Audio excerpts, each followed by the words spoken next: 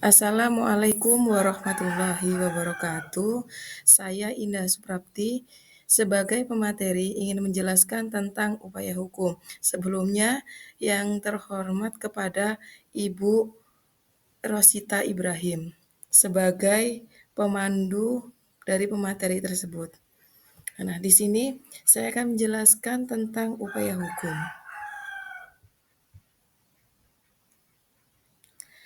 Pengertian dari upaya hukum. Upaya hukum adalah langkah hukum yang diberikan oleh undang-undang kepada pihak yang tidak puas terhadap putusan pengadilan untuk meminta pemeriksaan ulang terhadap putusan tersebut.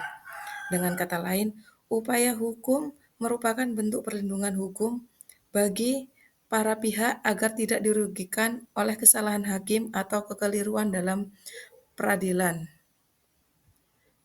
Selanjutnya, dasar hukum. Di sini ada beberapa dasar hukum. Yang pertama KUHP atau Kitab Undang-Undang Hukum Acara Pidana yang menerangkan bahwa aturan utama yang mengatur tata cara berjalannya proses peradilan pidana di Indonesia. Di dalamnya pasal 67 sampai pasal 83 KUHP diatur secara lengkap mengenai macam-macam upaya hukum seperti banding, kasasi, dan peninjauan kembali atau PK. Yang kedua, HIR, Herzen Inland Reglement, dan RBG. Nah, di sini kedua aturan ini merupakan dasar hukum acara perdata, yaitu hukum yang mengatur sengketa antar individu atau antar pihak dalam hal hak dan kewajiban pribadi, misalnya utang piutang, warisan, perjanjian, dan sebagainya. Kemudian selanjutnya yang ketiga, Undang-Undang Nomor 48 Tahun 2009 tentang Kekuasaan Kehakiman. Nah, di sini undang-undang ini menjadi payung besar sistem peradilan di Indonesia. Di dalamnya ditegaskan bahwa setiap orang berhak memperoleh keadilan melalui pengadilan yang bebas dan tidak memihak. Nah, di sini yang terakhir, Peraturan Mahkamah Agung atau Perma. Di sini merupakan peraturan yang dibuat oleh Mahkamah Agung untuk memperjelas dan memperinci prosedur pelaksanaan hukum acara, termasuk mekanisme banding, kasasi, dan peninjauan kembali.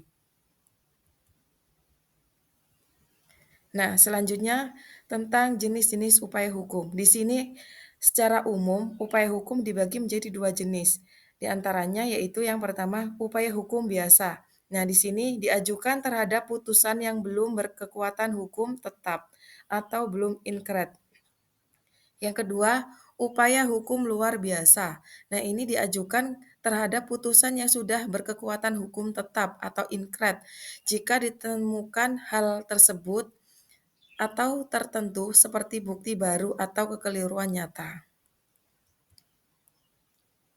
Nah, selanjutnya upaya hukum biasa. Ini ada beberapa tentang upaya hukum biasa. Yang pertama perlawanan atau verzen ini diajukan oleh tergugat terhadap putusan verstek yaitu putusan tanpa kehadiran tergugat.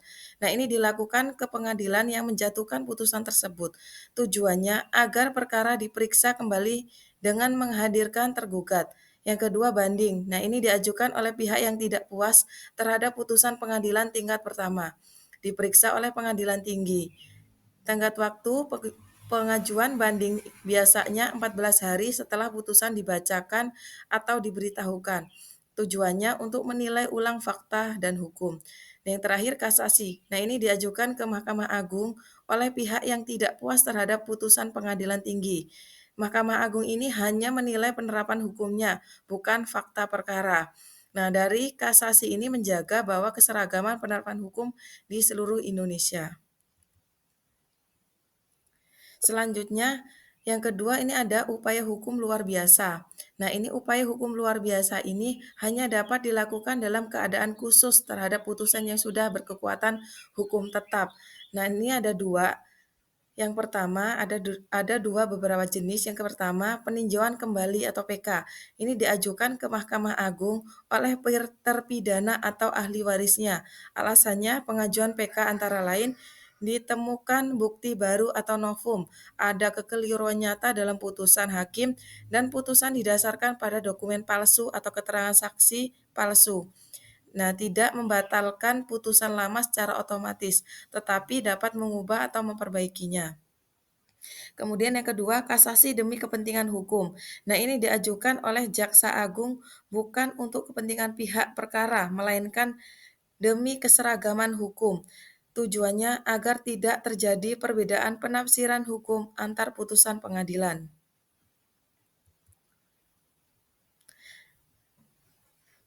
Nah, di sini ada tujuan hukum, upaya hukum. Yang pertama, menjaga agar tidak terjadinya kesalahan dalam penerapan hukum.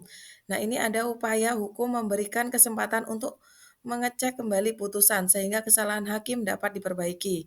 Yang kedua, memberikan perlindungan hukum bagi pihak yang dirugikan. Nah, jika salah satu pihak merasa diperlakukan tidak adil, ia dapat mengajukan banding, kasasi, atau PK untuk melindungi haknya.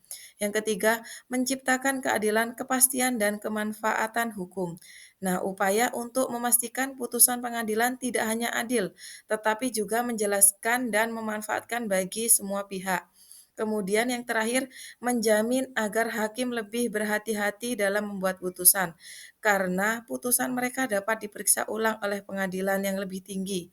Hakim akan lebih teliti dalam menilai fakta dan menerapkan hukum. Kemudian nah di sini ada prosedur umum pengajuan upaya hukum. Di sini ada langkah-langkahnya umum dalam mengajukan upaya hukum. Yang pertama, membuat permohonan tertulis kepada pengadilan yang memutuskan perkara. Yang kedua, mengajukan dalam batas waktu yang diatur undang-undang, misalnya banding dalam 14 hari. Kemudian yang ketiga, membayar biaya perkara sesuai ketentuan. Yang keempat, pengadilan mengirimkan berkas ke pengadilan yang berwenang tingkat banding atau Mahkamah Agung. Yang kelima, pengadilan yang lebih tinggi memeriksa dan memutuskan ulang perkara tersebut. Selanjutnya di sini saya memberikan contoh kasus, contoh sederhana. Nah, di sini ada contohnya kasus bahwa terdakwa pihak A dijatuhi hukum 3 tahun penjara oleh pengadilan negeri karena melakukan penggelapan.